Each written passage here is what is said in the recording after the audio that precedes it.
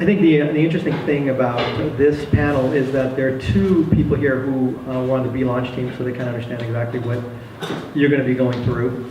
And then Amanda comes from a whole different perspective, which is the corporate perspective, which I think is really important, so you can kind of understand how it's done in corporations. Many of you are probably doing the exact same things as well.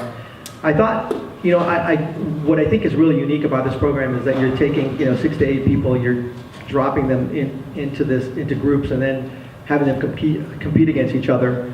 And it's a real interesting dynamic, right? Because you don't even know each other, and suddenly you're forced to actually get to know one another, and you're kind of looking skeptically at one another and going, okay, I mean, what kind of contributions we're going to get from each other. So I thought it would be really interesting to get the perspective of this group as to exactly, how was it that they actually came up with ideas, and how they structured themselves within the groups themselves, because I think, everybody's still in the whole ideation stage at this point, and so you're still going through that, and some may be having a better luck than others. So I would like to know from this group, and starting with you, Mike, what did your team do? How did you guys put it together? How did you come up with the ideation, and maybe give us some perspective on that? Okay, so our teams were 10 people at the time. The year that I went through, we had a group of 10 people, and we spent several weeks brainstorming, and we had probably 30 ideas on the board, through the first few weeks, and we just started to each time we probably had 3 weeks where we did not do any real evaluation of the ideas. We just focused on getting ideas on the board, and then some of them were related, some of them led to other ideas, as brainstorming does, but then we started to narrow it down, and we got it down to maybe 8 ideas, and then we went off into pairs or singles to vet those ideas. So that's kind of, and then you don't want to go any further than that at this point, do you? No, that's okay. You can pass it on.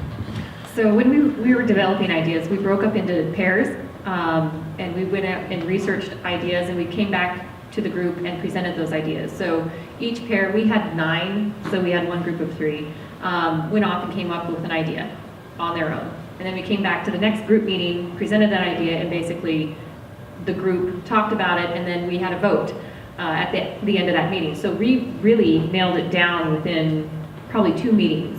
The first meeting to get the groups together, say go off and get an idea, come back with your idea, vote on it, and then we iterated on that idea. And I think what's something that's really important is once you present that idea after the brainstorming and the group says, yes, this is the one that we're going with, that it's the group's idea. It's not any one person's idea any longer. And then you can really build on that. And I know that in the past with other teams that we've seen, that can be an issue, is that one person holds on to that idea as kind of their own and owns it, and it never becomes the whole group that gets into it. And to become an effective company and team, you all have to buy into that idea and really add your own thoughts and ideas and help foster that along. So you can say basically we're going to have a deadline for our idea, we have to decide by X date, or you can do the more brainstorming, throwing up ideas on the board, and then going off and trying to decide what you want to go with. I think with your group though, that you split up into twos, and then also switched off those twos as well, right? So you first had 2 people, then maybe you switched off again, and then had a new you meeting with somebody new besides those 2 people, right? That was way back when. It's been a while ago, but I don't the idea being that when you have 2 people, you might come up with an idea on something, but then if you then switch up those people so that you have this one person with somebody new, you might come up with something totally different, because people react differently to one another, and there's a certain amount of chemistry with certain people, so you can actually brainstorm better with certain people than you can with others. You just may not have that chemistry, so that might be something you might want to think about. Now, Amanda at Red Sky does brainstorming all the time, so it'd be interesting to hear from your perspective, corporate-wise, how you guys do it.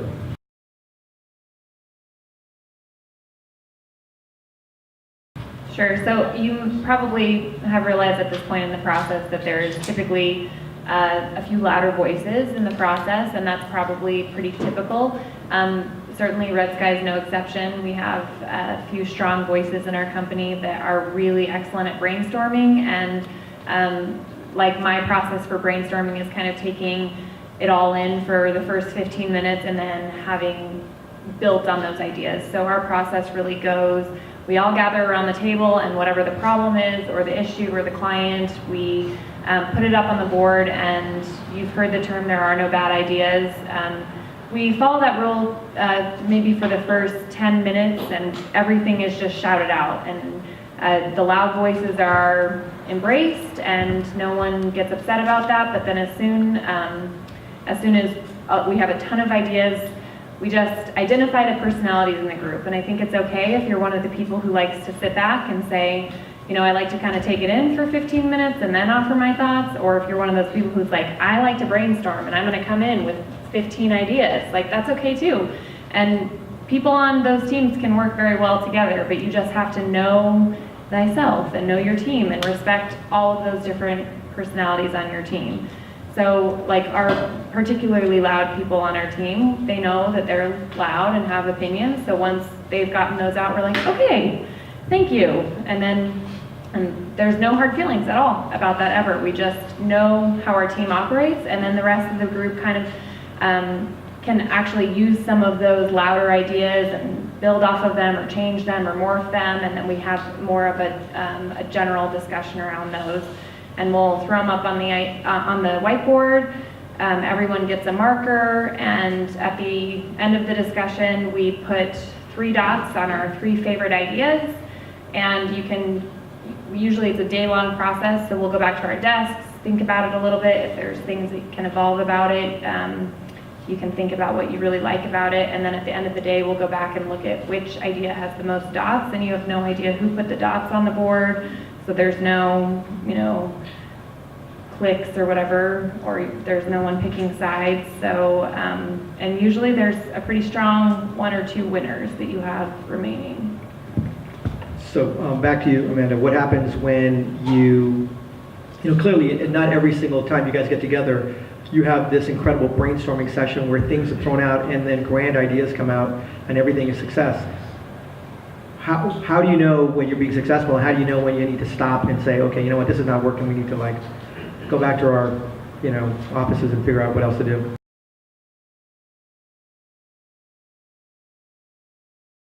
It's really obvious. It's a great question, but I think one of the things that we do sometimes, so all of the way that we work is we are an account team, so they're pretty small, so 2 to 3 people on each account team, and then our larger company is still fairly small, 12 people. So if we do hit that wall, and it's very obvious to see when you're hitting that wall, we'll break back down into account teams, and we have different industries, so we'll have food and bev or economic development and consumer products, and it might actually be worth our while if I'm working in economic development to have our consumer products team think about our issue, because all of these industries that we work in are somehow interlaced and related. So usually we'll just go back, and one account team will think about an issue that may be totally outside of their scope, and they'll consider it, and we'll usually reconvene. If it's not a pressing issue, we'll just reconvene the following week.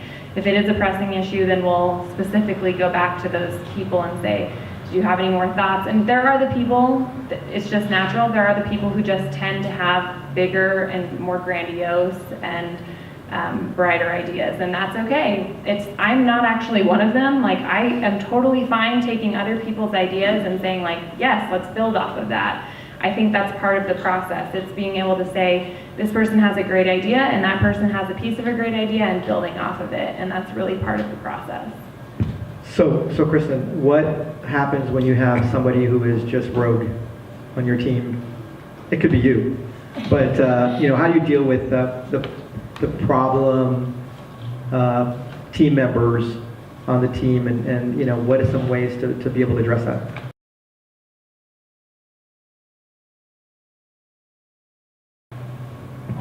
So are we talking rogue like in brainstorming, or rogue once we get going? Well, they're not, maybe somebody, it's really frustrating because somebody keeps, Well, I like think Amanda there's- says, they're so really loud, but they may be so loud that they're overwhelming the rest of the group. I mean, how do you deal with that? Yeah, I definitely think there's different, and it all comes down to, dealing with people, and that's something that we all deal with on a daily basis within our own personal lives. But I think some of the personalities that we came into contact with was people not pulling their own weight, and that in a small group, especially under, a pressure cooker when you guys are trying to get a product out and a competition done, can be very detrimental to the group as a whole. So within your group, you just have to decide, at what point is it becoming a problem or a distraction for the entire group, and then deal with it that way. I think, and then the other one is, of course, the overbearing personality, where their idea is the one idea, and if nobody else wants to do it, then, off with the rest of you. So I think at the very outset, it's really identifying strengths within your team, and that's something that, we were talking about that kind of offline. If anybody has done strengths finders, Myers-Briggs, there's several personality tests, and even if you haven't done something like that, it may be beneficial within your group to do like a SWOT analysis of each person and just be totally honest. I mean, that's the thing, you have to suspend your egos with this, because it's all about the group goal, and the group goal is all the same: to have a successful company and to win the competition and to move on and create this product or service. So it's kind of getting yourself out of the way and deciding as a team, hey, this is what I'm really good at, this is not what I'm good at, here's where I can contribute, and then working with that throughout. And if everybody knows that, kind of like what you said, then, if somebody calls you out and says, okay, Joe, you just have got to, we're done with your ideas right now, we're gonna, allow other people to speak, then nobody's offended, because you've already said, hey, I'm a big talker, I like to give ideas. So I think you can deal with that on the front side better than dealing with it, 2 months down the road when you're trying to get your presentation done and out there, and you're like, God, Angela just drives me nuts, and she never contributes, and what is she doing, and So I think it's getting all that out initially will really help. And what's a SWOT analysis? SWOT: strengths, weaknesses, opportunities, threats. Typically you do it for business, but you can do it for yourself as a person if you haven't done any of the other, personality tests.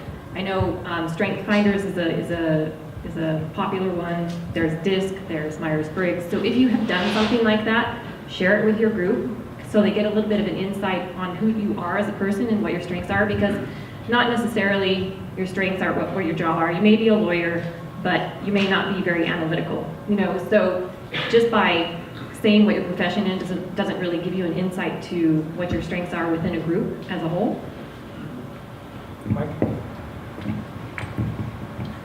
I would say too is that, what Kristen is saying here is taking some time to actually talk about the communication itself.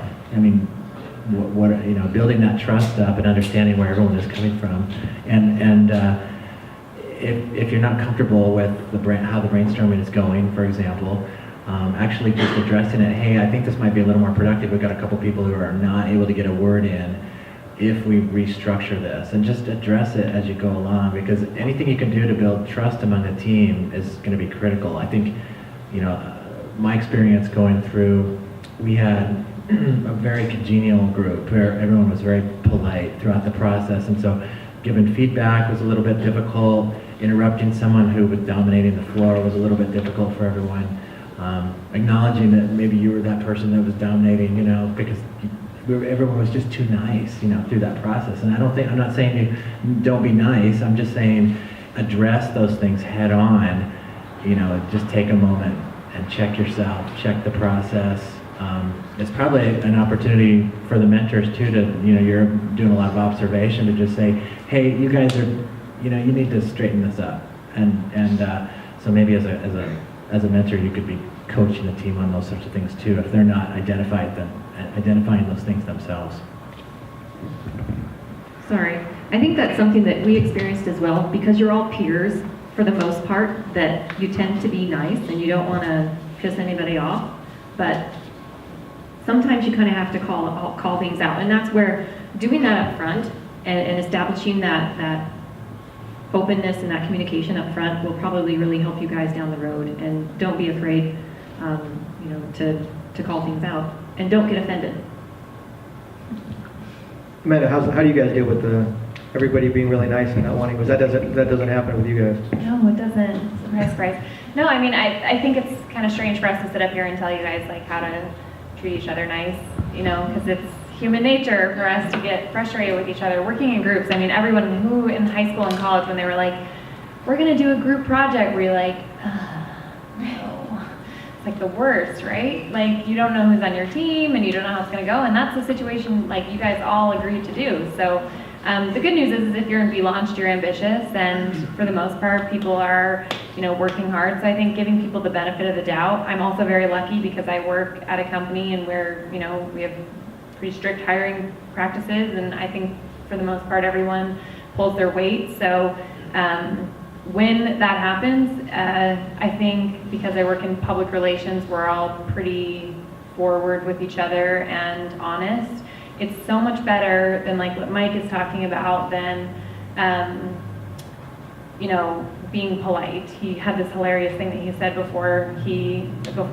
we were meeting about politely meandering into mediocrity if you don't speak up about your differences or disagreements.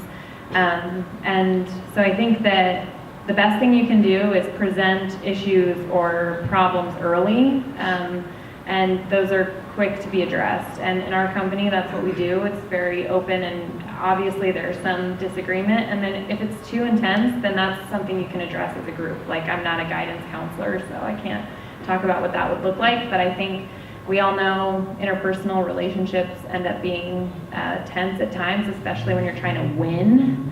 So I think it's just a matter of communication and doing it very early in the process, and that's what we do at our company. So Mike, how do you keep, I mean, one of the big issues is accountability, right?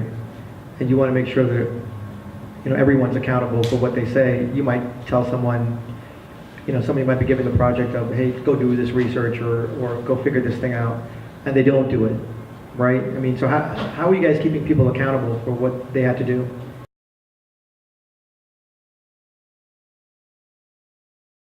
In the groups. How should you, or how did we? How did you do it? Or how maybe both. Maybe both. Maybe we didn't.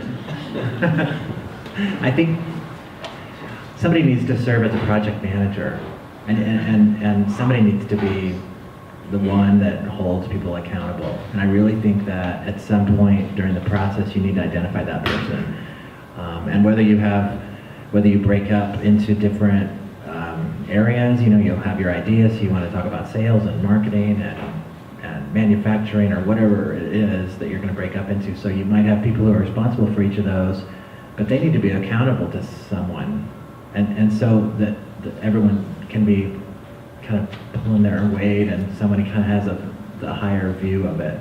And I know in my team, we didn't really do that. We had someone who led the effort for the presentation itself, but we didn't do a very good job of holding each other accountable, and so it really was difficult in the end for us to actually articulate what our product was, because we had a bunch of people who had excellent ideas in their silo, but it wasn't coming together as a whole. We needed another 4 months to get that, but because it was just difficult. So if we'd identified some leadership early on for that accountability, and then, you know, when you're going through that, everybody has full-time jobs, and so you got to cut people a little bit of slack, but it is a competition with a deadline, and so everybody has to be bought in on it. And so somebody kind of needs to be monitoring the commitment level of people and have a backup plan. Okay, marketing plan is not coming together, so we need to shift this, or this person needs to get some help, and we need to move this along because this is a weakness. You know, you need to say things like that,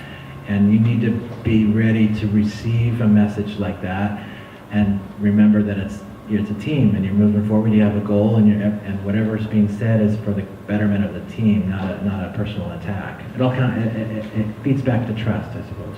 So I think it's a really good point, and I think what Mike is referring to is when you have a team, generally you want to appoint somebody that is going to be the liaison between like the mentor and advisors and then yourself, right?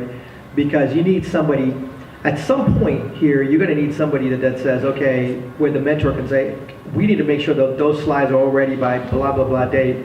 And you're going to need somebody that's going to say, okay, I'm going to make sure I call all these people up and make sure they get their slides into me. I'm going to be the repository of all the slides, and I'm going to make sure that we get everything together. Because, a lot of times the advisors, the mentors just don't have all that time to be able to do it, so they need to rely on somebody. You talked, Kristen, about the fact that, the problem with that is the flat structure.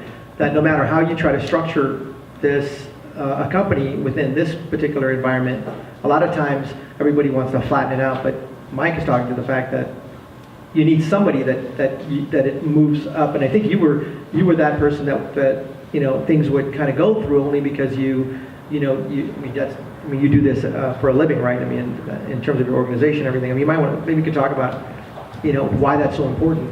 Yeah, and I have a little bit different perspective just because we didn't do a competition, so we weren't preparing a presentation deck.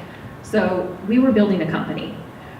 And I think that's something that you always have to keep in mind. Yes, you're working on a presentation, and yes, you have to get there, but you're trying to build a company. So, I mean, I guess I can speak from that perspective. And I think once you guys have the brainstorming done, whether you do that in pairs or whether you do that as a group as a whole, once you have your idea identified, that's, I think, when you need to split out in groups. Maybe whatever your idea is, somebody will be very passionate about it, somebody will have a lot of institutional knowledge about that area, and they would be the natural project manager for that. Maybe somebody just, has a lot of organizational skills, or somebody, so there may be somebody who naturally fits that project management role. But I definitely think you need to identify that earlier, and everybody has to buy into it. I think some of the things that I dealt with just being in that role and having a peer structure is, I'm a girl. I was one. We were developing a technology. I was not a technologist. And so a lot of times I would say something, nobody would listen. Somebody else would say something, and then it was adopted. And I found that very frustrating. So something that I did, because we did have developers, and that's a whole nother ball game, is working with developers. In order to have a little more clout and be able to talk to them, I took a intro to developing class at Boise State, audited it, just so that I could figure out what they were talking about.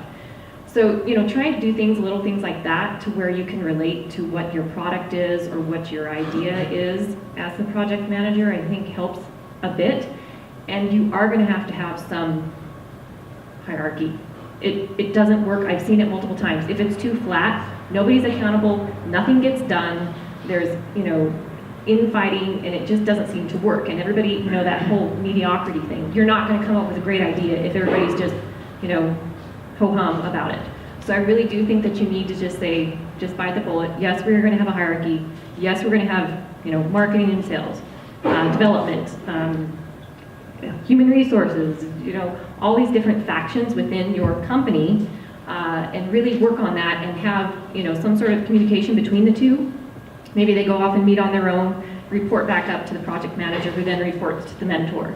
Maybe you have one representative from each of the teams who gets together with the project manager. However you work that structure, there needs to be communication between the teams and up through the project manager and mentor. Because then you're able to identify problems early and squash them before they become bigger problems.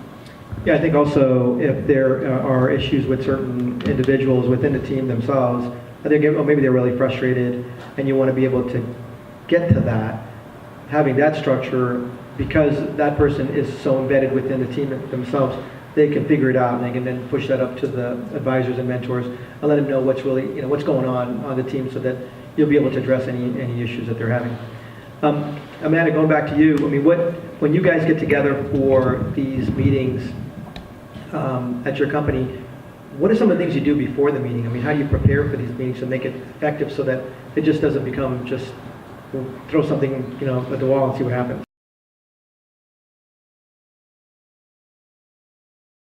We have internal messaging, so if you guys use the app Yammer, we have that in our company. So whoever is managing the project will put the problem or the situation up on Yammer at least 3 days in advance of the meeting, so that And it's great. It's actually kind of funny the way it works out because there's absolutely, at least every time, 2 people at least on the team who don't read it. They miss it.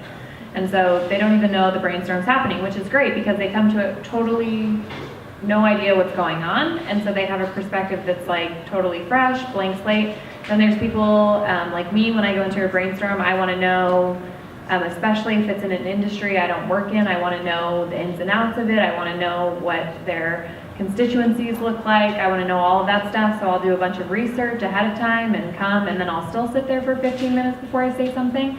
And then there are other people who can roll into a brainstorm having read that message 10 minutes ahead of time and have a whole list of ideas. So we try and give 3 days in advance, or at least a day in advance notice, so that people can do their own research. And it just goes back to that thing, what are your strengths? Like I very much like to research things. I like to be prepared. I don't like to be in a situation where I'm not comfortable speaking about something I have no idea about. I'm especially quiet in brainstorms where I'm the person who misses the message on Yammer. And then it works much better that way because you have people who have perspectives of totally fresh, and then people who've done a lot of research, so everyone comes to it from a different angle. And with your teams, did you have like agendas before each of the meetings? How did you coming into it? You had these 40 ideas.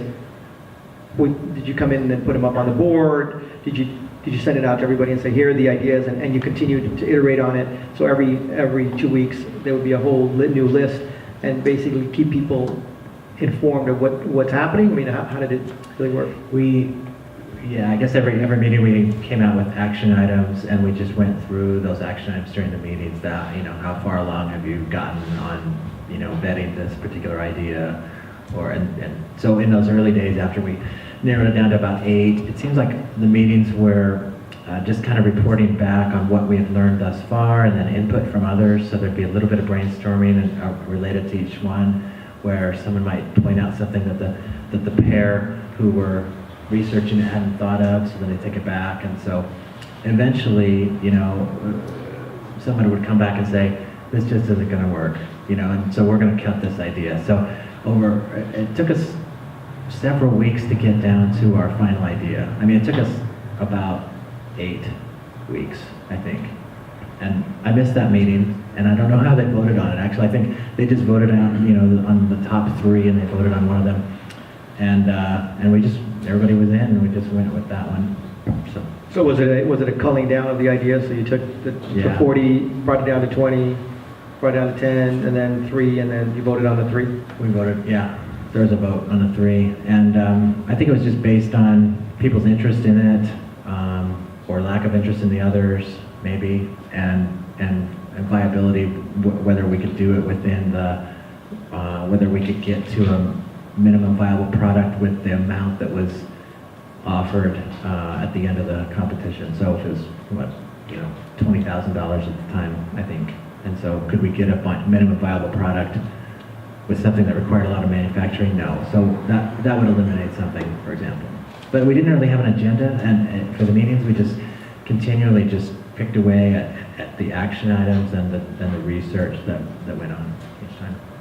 Did you guys have an agenda? I love agendas. I'm a very organized person, but no, it really helps move things along. And the thing is that everybody else in here has a second job, right? Has a daytime job.